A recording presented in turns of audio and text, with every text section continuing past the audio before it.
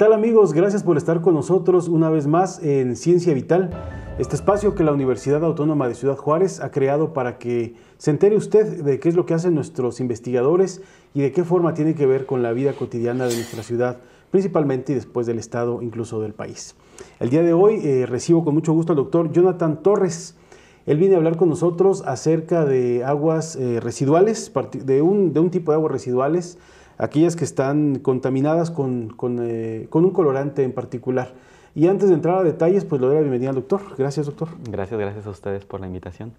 Pues tenemos que centrarnos un poco en el tema. A final de cuentas, la cuestión del agua, del uso del agua y el posterior reuso es un tema que ya tiene mucho tiempo en la agenda, ¿no? de trabajo cotidiano.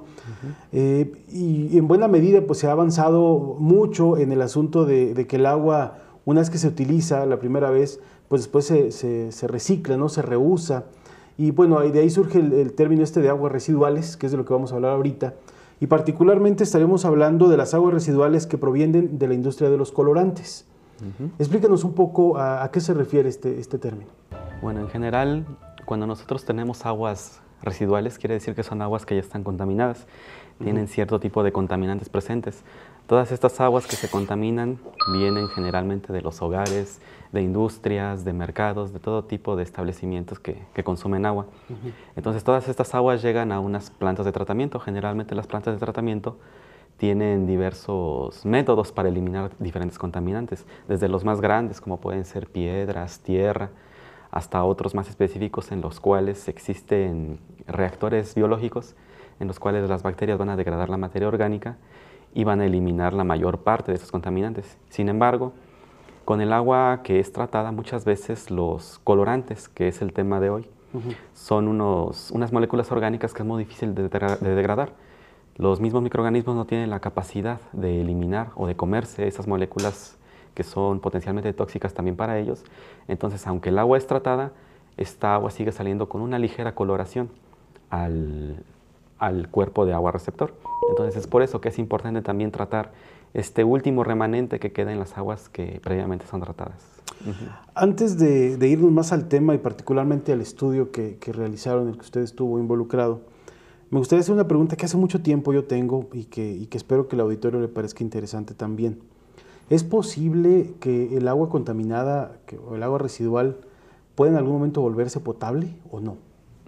Es posible desde el punto de vista de que existe toda la tecnología para aplicar y poderlo hacer posible. Es un poco difícil hacerlo porque los procesos o metodologías que se emplean para repotabilizar una agua usada son extremadamente caros hoy en día. Claro. Los procedimientos que se utilizan normalmente en una planta de tratamiento nos proveen un agua con características suficientes como para que después de que sea limpiada la podamos reutilizar para regar parques, áreas verdes, para utilizarlo en lavado de autos y nada más. Es prácticamente, bueno, no es recomendable que sea suministrada para consumo humano debido a estas características. Posteriormente, esa agua que es tratada y que tiene todos estos usos, podría someterse a procesos avanzados de tratamiento de agua, que implicaría el uso de tecnologías como ozono, luz ultravioleta, osmosis inversa o procesos de sorción, que es sobre lo que gira nuestro tema de investigación. Claro, pero a final de cuentas, un agua residual que pueda ser potable es muy caro y seguimos dependiendo, como hace mucho tiempo, de la naturaleza, ¿no? Que es quien se encarga de entregarnos el agua relativamente lista, ¿no? Para ser consumida. Sí. Sin embargo, bueno, me salgo del tema, doctor.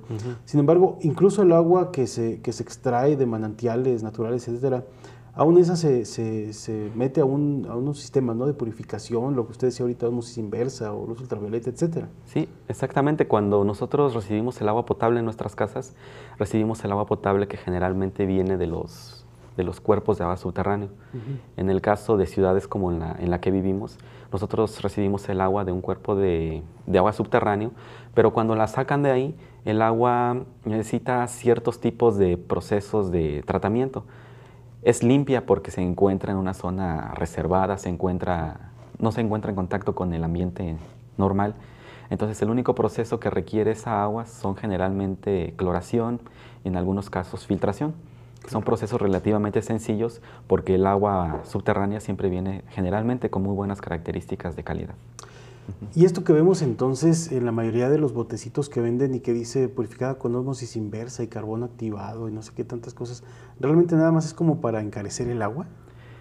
Podría decirse que sí, porque en general cuando nosotros tomamos agua de la llave, el agua que nosotros estamos recibiendo en nuestros hogares tiene las características bajo las normatividades mexicanas de que puede ser consumida.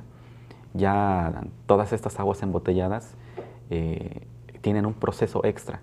Es como para aquellas personas que necesitan estar 1000% seguras de que el agua que van a consumir es de muy buena calidad. Hace 25 años no había tanta agua purificada de este tipo industrializada, nadie se enfermaba de la panza. Ahora cualquiera que no tome agua de una botellita siente que le cae mal, pero en fin, ese es otro tema. Sí.